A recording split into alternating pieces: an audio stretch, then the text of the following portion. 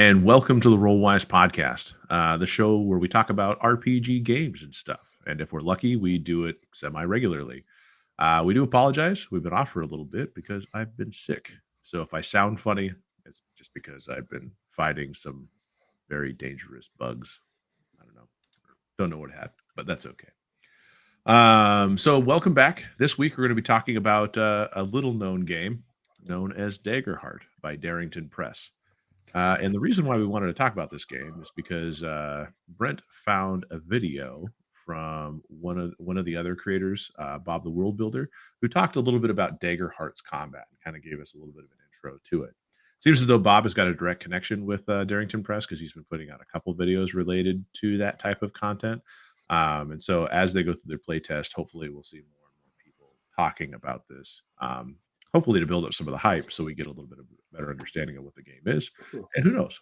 It could be a competitive game for D&D. That's what people kind of projected several months ago.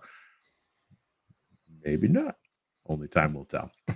So, for those of you that are unfamiliar with Daggerheart and have no idea what I'm talking about, Daggerheart is going to be just a typical fantasy role-playing games. It's designed by Darrington Press, and it should hopefully be suited for long-term campaign play and a lot of character progression. Those are kind of its selling points. It is designed by a person named Spencer Stark, and I believe Spencer Stark did. He's done a couple other games. I think Apocalypse Keys or something like that was one of them. If I'm wrong, please let me know in the comments.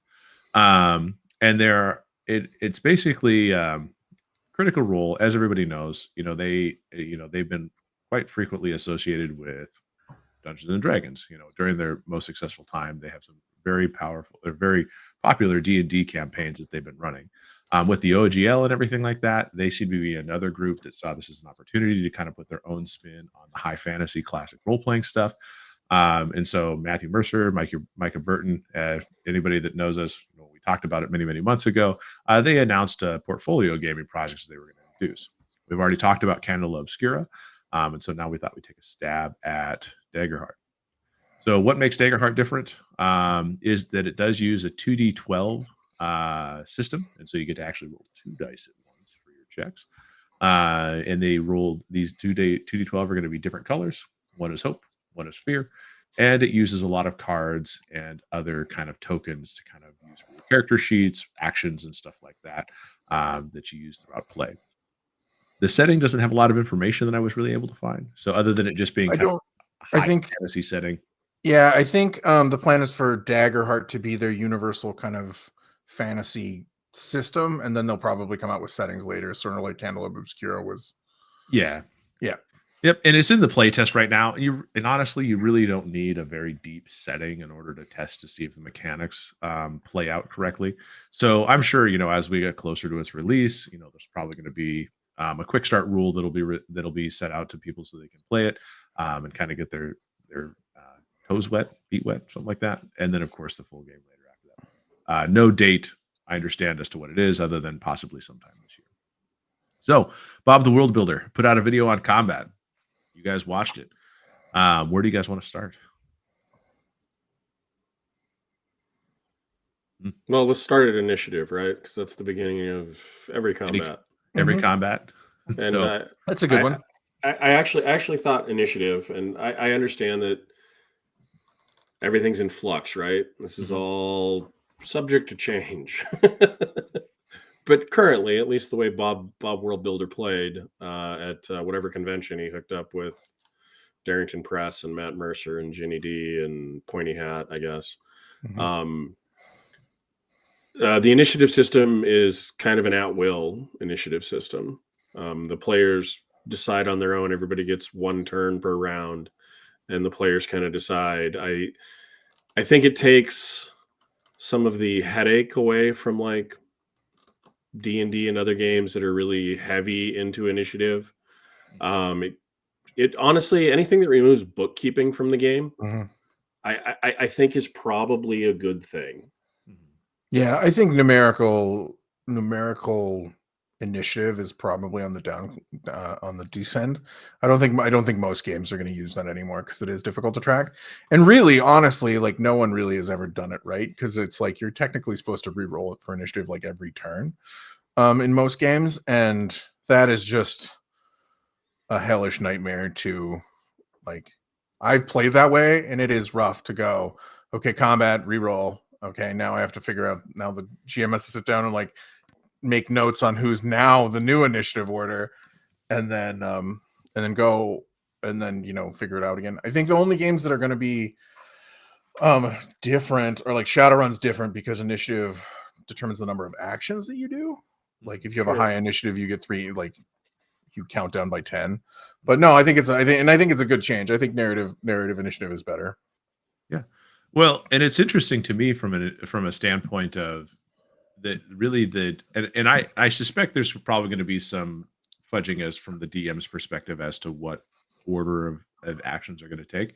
But I do like how rather than having this static initiative where in D&D has been harangued by people for a long time for having this really obtuse like, well, what's your initiative order? Well, I rolled a 20, you have an 18, 16, 15, 13. Mhm. And then but then it's like everyone just kind of sits there like, okay. Yeah, it's And like turn-based combat and on yeah, Well, and and then video game.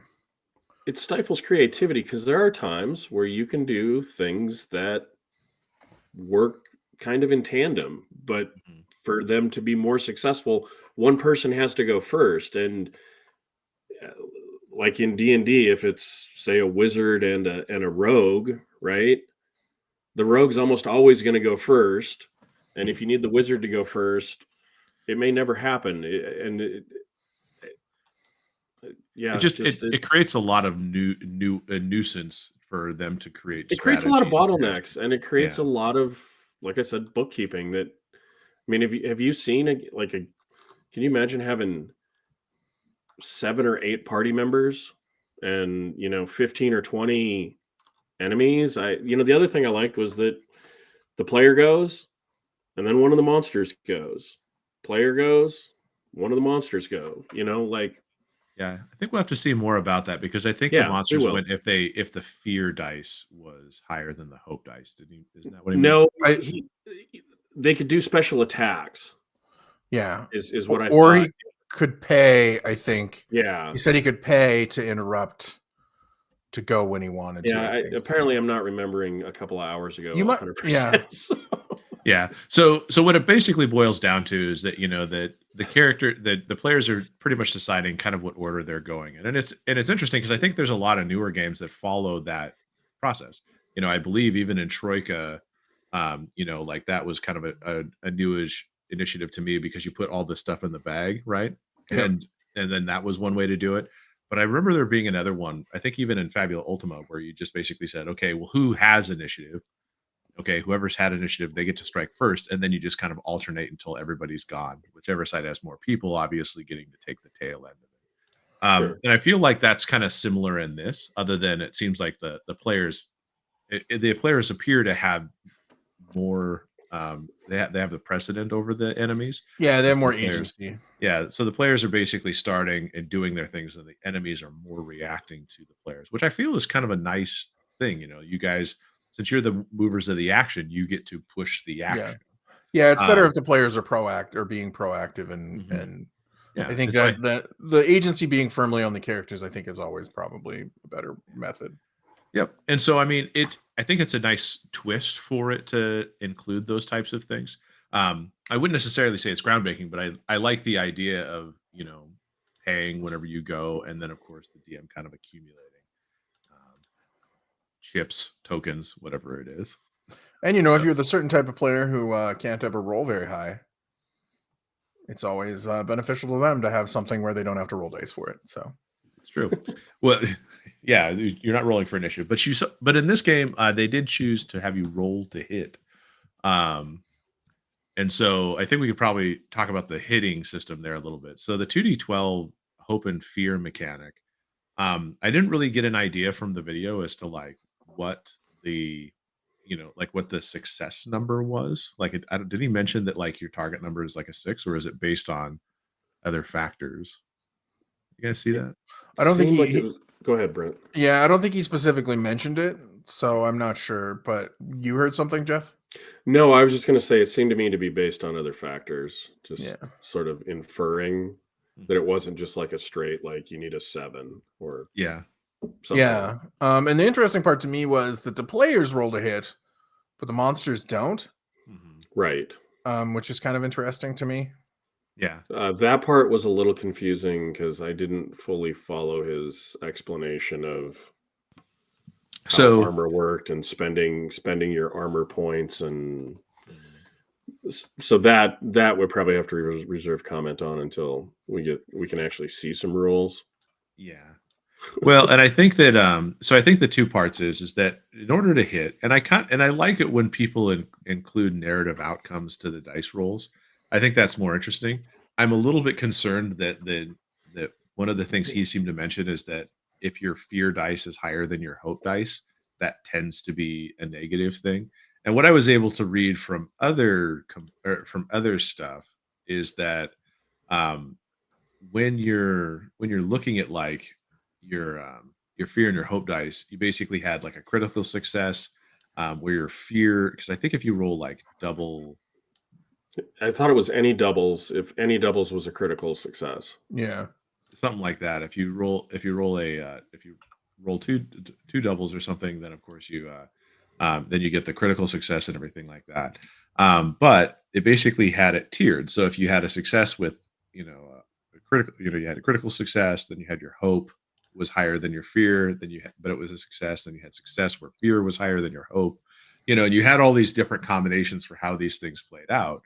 um where I mean, I was kind of curious because I feel like that fear process is going to probably affect your dice more often than I feel like it should. Well, And so I in mean, theory, it should affect it. I mean, I know I could paper out the probability, but it's slightly under 50% of the time the fear die should be higher, yep, right? Slightly under 50% of the time the hope die should be higher, and the rest of the handful of times is the doubles, right? exactly. The duplicate.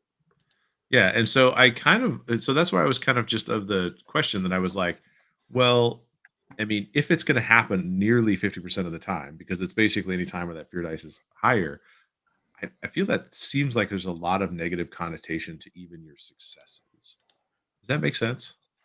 Yeah, You're gonna get more. You're gonna get a like a dirty success a lot more often. That's probably true. Yeah, and I and mean, is that Like a I think I'm success with a okay with it. complication. I think narratively, I think it leads to more storytelling. Like, there's a lot of times in life where people succeed at stuff, Mhm. not because they hit the home run, but because they hit a dribbler to third and the guy just couldn't field it. You know what I mean? Like, Yeah. you're a semi-positive victim of circumstance. Oh, here's the breakdown from somebody who played Okay. the play test. It was on a critical success, you get what you want and a little bit more, take a hope and a clear stress. Now, obviously, this could all change based Sure. on the testing and how it goes. On a success with hope, you pull it off well and you get what you want, take hope. And hope being a mechanic that you spend hope, kind of like you spend advantage, is my understanding. Right. On a success with fear, you get what you want, but it comes with a cost or a consequence. You might take damage, get limited information, attract danger, etc. On a miss with hope, things don't go to plan, but you probably don't get to what you want, and you must face the consequences. You take hope, and then on a miss with fear, they suggest that things go really bad. You don't get what you want, and there are major consequences or complications. Yeah. So I thought it just felt like that the consequences would be affecting far The, more dice the rolls than I wording would have seems expected. strong. Yeah. So, like, whereas in Over the Edge, it felt like on a three you got a positive twist, and on a four on a three you got a negative twist, and on a four you got a positive twist. That was less frequent, if that Yeah. makes sense. Yeah. It Like, didn't feel. It didn't feel and oppressive. It it doesn't didn't feel like feel it would oppressive so happen. much. Potentially could happen I, on every dice Yeah. roll. I'd kind of like to see it in practice. I'd kind of like to see, somebody play, and maybe I'm pretty sure Bob released some video. I know he talked about when he was at the convention and actually got to play. I don't know if they let him record anything of the gameplay though. I don't think so. I don't think He may not have. He may just now being able to talk about, you know, the combat system kind of Yeah, I think suggests that. he can talk about it, but I don't think he Okay. has anything recorded from what I understood. So I mean, still have some waiting to do, right? I mean, the game's not supposed to release until 25. I know I had this on my list of things I was looking forward to this year, and um, we're going to get information as the year goes on and as the play testing continues. You know, I'm sure we'll see more videos from Bob and from other people. They seem to be doing something with that comic site. I'm sorry, I'm not trying to be rude. I just don't remember which one it Yeah. was. It's got the YouTube channel. The character sheet at comicbook.com. Yeah. Those There we guys are- go. Thank you, Those Mike. guys are doing pretty good, honestly. And Yeah. and character sheet at comicbook.com. If you happen to stumble upon our videos, we really appreciate the work that you do. So keep on the journalism. We are slightly envious because it does seem as though you have access. That's just what it is. So I think that when we look at the 2d12, I did like that. Now, taking damage for the game, Bob's explanation didn't make a lot of sense. So based on what I read or was able to piece together from other videos, it seems as though you have very few hit points, but what happens is you seem to have thresholds in which things happen. And so, like, as an example from the character sheet, is that like if you take between 1 and 5 damage, you know, you take like 1 damage, and if you take whatever, if you take like 6 to 12 damage, you take 2 damage, and if you take 12 plus damage, you take 3 damage. You know what I'm saying? Like these combat thresholds are where you actually take damage, and if it's too low, you don't take damage. You actually take stress instead. And I felt like as soon as I started looking into it and looking at the character sheet, I felt like that was way crunchier than I had expected. Yeah, it felt like they put the initiative math into the damage. Yeah, that's pretty crunchy. I mean, if you want damage to only be 1, 2, or 3 points, why not roll a d6 and 1 to 2 is 1 damage, 3 to 4 is 2 damage, and 5 to 6 is 3 damage, instead of actually rolling all these damage dice and adding up all these modifiers and going, I did 12 damage to you, which equates to 3, and then you can spend armor points to reduce negate. And you know, the armor points there seems to be a lot of currencies.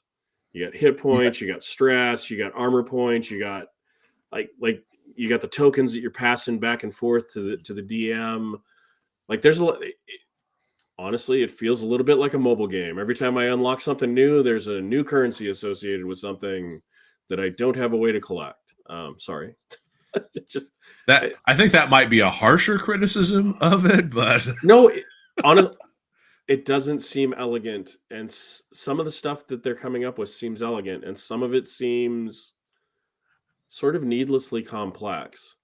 Because like, why would you allow me to roll damage? You know, like the monster rolls the damage and he hits you for 27 points of damage, but we all know that's really 3. Like, yeah, there's an abstraction there that is strange.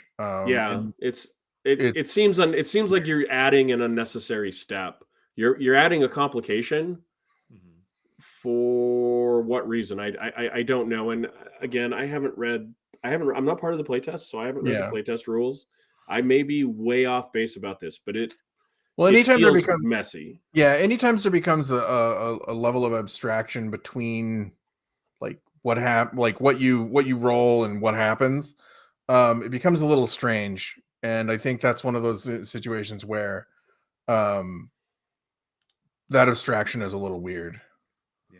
And what I think is the interesting part about it is I think that when you look at like the macro of the system and everything like that, what I think they were trying to give you is they were trying to give you a way for your stress and hope to interact, but without necessarily killing you immediately.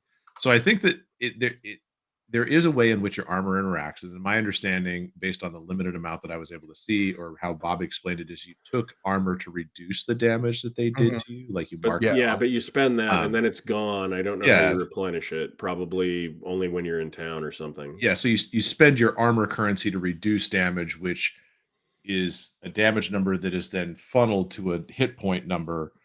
And it just felt like that was a little weird to me. Well, yeah, And there's a lot of link and log connector. There's a lot of Yeah, like it connectors in seems a little weird just so that you can say that, nobody's got more than 6 hit points or whatever. I don't know what the numbers are. I'm pulling stuff out of my, proverbial ass on this one. So, yeah, but yeah, I mean, it probably depends on your class and all that kind of stuff. sure. I'm sure it does. Yeah. But in addition to so other than the taking damage part about it, the one thing I did like, and I'm not sure, I was kind of on the fence about this, but maybe I like this a little bit more than the more I think about it, is having kind of like the tactile nature of the character sheet and everything like that. Because the one thing that I observed, just in the character sheet that they showed, as well as some of the other stuff that I saw, was that the use of cards kind of made it so that you had your character sheet, but then you mixed and matched everything. And then, of course, the character sheet had good explanations, or at least seemed to have good explanations on how your character played. So, kind of like how when we played Monster Heart, it contained everything into this quick reference guide for you. The one thing that did get a little bit confusing for me is that you had the as you went around, you had your what did I see on the character sheet? Like you had like a class, a foundation, you had domain cards that you had to manage, Mhm. you had heritage, you had communities, um, and I was like, "Hmm, there's Well, a lot to pick here." But I think if you're thinking about it in terms of the long-term character play, there's a lot of pieces that they tried to fit into this so that you could design a character that could be played over a long term, and Yeah. yep. a lot of levers that you could do. And I think I like that component of giving the character itself a lot of areas in which they have nuance to play. I like the new tactile stuff, like the passing of tokens and stuff like that. Mhm. I think that's a good idea for a physical table. I think in our new world of a lot of more virtual play, I think it's a little bit more complicated. Like like when we played Fallout and we were trying to track like Action points. action points and stuff like that, like having a visible pile of it, like tokens on the table, would be much easier than us separately It was trying to messy. scribble it down. Yeah, I mean, It was we messy. managed it, but with more people, it would be even more insane. Like, Yeah, especially because it's a shared pool. yeah, Yeah. exactly. And you got one person being like, "Well, even us." At one point, I was like, "Do we have like 5 left, right?" And you're like, "No, I think we have 4." Mhm. And like, you run into that problem a little easy if you don't have a visual like Right. presentation. So Sure. I think those are cool, and I think that's a good idea. And it really helps, I think, engage the players when you have those like tactile things. But again, it runs into that point where in the virtual world, like that's kind of making it's difficult, more difficult to track that. And maybe they'll have at some point tie in specifically to a specific VTT that's Yeah. Yeah, the preferred Daggerheart, and that'll be something that's accounted for. I don't know. yeah, your Daggerheart VTT. Yeah, I mean, even if they just had a character builder that you could have like loaded up on your Yeah, Sure. iPad or something like that. man, I I mean, think I feel like every game should have a character builder. Like it's at this they point, should they should if you have hire a any crunch. guy to No, do that for you. Well, but yeah, only if it because really has crunch. I didn't really feel like Monster of the Week needed it Well, you so don't. Well, much. no, you don't need it for Monster of the Week, but that's because the characters are basically just like the character generator is there, like it's the sheet, and you just put right. Check dots where and things that check you want. boxes. Yeah, like Yeah. that's not a that's a game that has a lot of freedom because it's not overly complicated. But if you're gonna have any sort of complication to your characters these days, you probably should have some sort of character generator. Yeah. Yeah. And Or a I video on YouTube on how to play your game or something, you know. That's true.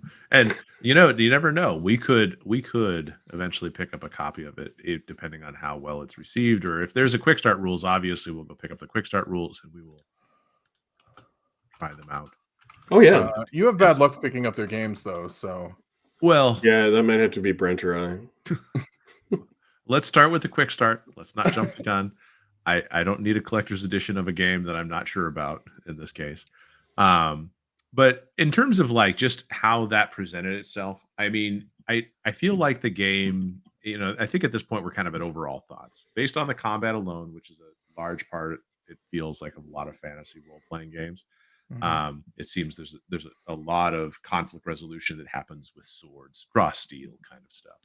Um, how did this short video that Bob put out make you feel? Like, did you feel like it enticed you to want to learn more and play the game, or do you feel like this was just kind of an amalgamation of similar enough mechanics that we get in other games that just happen to be all in one place, kind of thing? You guys sit on that fence. We review a lot of fantasy games that come out. We've talked about a lot of them, especially recently since the OGL. It's a lot of people try to like fill this vacuum that they thought like the death of D&D was going to cause. It's not dead, by the way. But I just don't like. I need more to see why I would play that over something else. It doesn't seem simple enough to like. It doesn't seem simple enough to me to go, oh, it's a simpler game than D&D or Pathfinder, and it doesn't seem complicated enough to be like, oh, I want to play a really crunchy fantasy game. So it seems very just kind of middle of the road, which makes it kind of vanilla to me. And I can't right now point to why I would buy it. I hate to say that, but like, I don't know why I would. As GM, I probably wouldn't run it. And if you want to tell Brent your thoughts, hit him in those comments. Well, you might want to hold for a second. And Jeff says, "Hold my beer." Not fully. No, after seeing the video, I'm probably slightly cooler on Daggerheart than I was before seeing the video. And for a lot of the same reasons as Brent, there was a couple of things that I really liked, like initiative, specifically. I don't hate the hope and fear mechanic. I think it opens up a lot narratively. I think it's a little hard to track. I think it's a little messy, especially if people every week switch the colors of their, which dice is hope and which dice is fear. Well, there will be dice that they sell. I'm sure there will be, but not everybody will buy the Darrington Press branded dice. You will. You will. Well, the fans will. I mean, they have a huge built-in fan base. Yeah. But right now, Darrington Press, like, I haven't seen their 5th edition stuff, and honestly, since they're moving away from it, I don't care about their 5th edition stuff. Right? I don't care about the stuff that tied into D&D. I care about the new stuff. And Candle Obscura was okay, but it reminded me of a lot of other games that honestly I'd rather play than Candle Obscura. And I'm sort of kind of picking up the same thing from Daggerheart. I want to see the rules. I want to play the quick start. I want to give it a chance. But I mean, right now, if I wanted somebody to put on a live play of a game and I had an unlimited amount of money, Critical Role would be hands down my first choice, right? If I wanted somebody to design a new role-playing game, I know that they're adjacent. They're not 100% the same people. I don't know if Darrington Press is the company that I want doing it. I'm willing to give them a chance. But I think it'll be fun to play and try. I just don't. It just doesn't seem like it would have to strike me fairly hard in the quick, like the playtest. No, exactly. It would, especially with a lot of these mechanics feeling similar to other games. Yeah. And the setting's going to be similar to. And we're fairly certain it's going to be a fantasy game. I'm sure the setting's going to be neat because that was the best part of Candle Obscura was the setting, I thought. Well, just to throw it out there, though, I think if I'm remembering some of the information that I've read since this has been out, is that it does feel like they're trying to make you feel like 75% of the game is D&D, right? So you're trying to you have a little bit of familiarity with it. So, and I think this is where a lot of the games are going a little bit, is that since there is so many people that play D&D, they've only ever played D&D, and now they're opening up their mind to looking at these other games. You kind of go, okay, well, how do I position myself adjacent enough to that game to get them to hop ship and come over to our game? Right. So you still have the comfort of a D&D-esque experience or setting or something like that, but with a different enough set of rules, more modern take on some of the ways that you resolve, a high fantasy game, and stuff like that. And I think that in terms of it, in terms of like the games that are in that, like, I don't know, do we just call them ferocious piranhas chewing at the the Sure. bloated D&D, you know, because you have the DC-20, you have, you know, Matt Colville's DM MCDM. RPG, you have this, you know, you have a few of these games that are directly saying, "Hey, D&D crowd, come and find our game instead," you know, and to what success they can do, is it better? I mean, like, for example, the Tales of the Valiant seemed like it was so close to D&D that it, you know, you're like, okay, well, now that D&D is the same game that you could play, even with the new rules, and Right. I'm not exactly sure what their elevator pitch is anymore for the new edition. But it's like their game is so adjacent that you're like, well, do I really invest in this entire other product if I'm not a Kobold Press fan, Right. And just I to play think the same game? But then this yeah, one's a step further away. I think that's the and when I kind of say that, that's the problem that I think I see is like some of these games have decided we want to be enough like D&D to feel familiar, but they're not distinguishing themselves enough for me to say why, like, because that's the ultimately that's what is always going to be the question is why would I play that game instead of just not playing D&D and house ruling some of the stuff that I like from that game, like, and so if you don't distinguish yourself enough, like you're not going to, like, you're just going to be like, nah, I'll just play Pathfinder or D&D. And I think they're running, and I think that's the problem that I'm running into with some of these games is I just don't see enough distinction for me to feel like that's the game that I want to play over the other game. Yeah. Well, and I mean, so we've only looked at really 3 of them in depth, and I can't say that we've looked at some of the other ones, and there are some other good ones in the wings that I think we should take a look at as well, just to see how their take on it, during this entire thing. But right now, if I were to just summarize what we've experienced so far, Tales of the Valiant felt like 5th edition, other than, I mean, they did improve the rules in a lot of ways to, you know, kind of make They it did. better. But it definitely felt But the it closest is, to 5th edition. yeah, And it stayed real tightly. and then we have MCDM RPG, which felt very tactical combat heavy. And I'm not going to say it's like 4th edition, but I'm just going to say that there's been a lot of parallels drawn by people on the internet to give it a very 4th edition-y feel. So I feel like it may not lean necessarily into the narrative side as much as it is to the tactical combat side. Based on what I've seen so far, that seems to be how they want the game to play, is a series of epic confrontations leading you to whatever ending that you choose. But then this one seemed like, with the hope dice and everything like that, it did seem they wanted you to play out very narrative type scenarios and very, you know, kind of things. So I think that sparks my interest a little bit more than the other two, because I am really enjoying games where there's situations like, even in our Alien game. I mean, I can't wait to do the postmortem on that game, because so far I am just enjoying the shit out of this, Yeah. watching you guys run around the ship and all that kind of stuff. And since it's so narratively focused and having kind of results that end up, you know, like, even if you fail, you succeed, or how you take those consequences. I really like examining those kind of games. And so I'm curious if maybe this doesn't maybe adjust D&D in a way, and high fantasy in a way, that I do enjoy. Yeah, I mean, and I think that's why we need to read, you know, see more of the game, is because maybe it will be that narrative key to high fantasy that we want. It's just And not from to talking purely about mechanics, like I said, it's one of those situations where it's like, I think you just need more information. Yeah, I mean, But it was an interesting video. I said I cooled. I mean, I went from like a 75, 80, 85 maybe to like a 60. Like, I'm still in the I really want to see this camp, but I'm all right.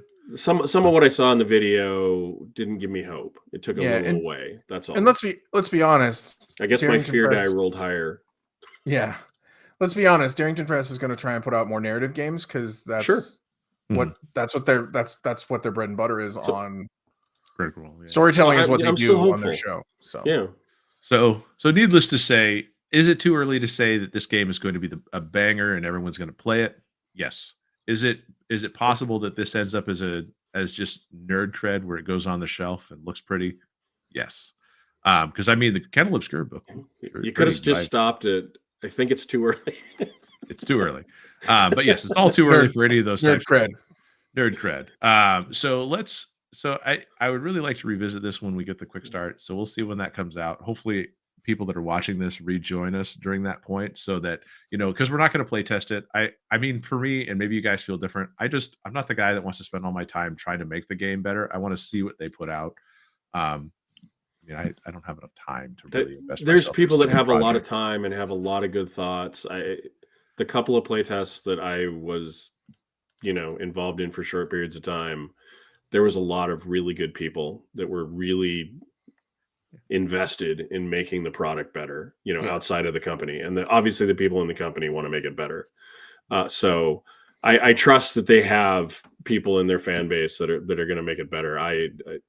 Yeah. Right now the But time is but I don't need that to be me, is all I'm exactly. saying. Yes. So they Right. can In do this they case. can do their thing. We wish Mhm. them the best in their journey to make this the best game ever, just the same as we've done for the MCD RPG. Anything that takes a little joy away from Wizards of the Coast, just a little shine off of anything. Seriously, anything. I'm just happy it wasn't me this time that went full bag on Wizards of the Coast. All right. So I think that's probably enough talking about Daggerheart. Honestly, it was a fun video. I think it piqued our interest, so that's why we wanted to talk about it. Yep. If you guys have comments about Daggerheart, you play tested it, you think that all of our fears are unfounded, let us know. Hit the comments. We love engaging with you guys as the fans. So, with that being said, Jeff, do you want to tell people how they can continue this conversation and where they can go? Yeah, you can. We are on social media at Rollwise. You can find us on Facebook, Threads, Twitter, and YouTube. Or you can just go ahead and email us your manifesto, rollwiseguys@gmail.com. Man, I'm looking forward to that day that somebody emails us a manifesto. I'm excited about that. Anyways, A as role-playing always, manifesto. A role-playing manifesto. yeah. I didn't specify. Man. They've already clickety Um, clack on the keyboard at this point. yeah, I mean, whatever. I'm willing to read crazy. Thank you everybody for joining us as always. Please roll well, roll wise, and be safe out there. Thanks. Yeah.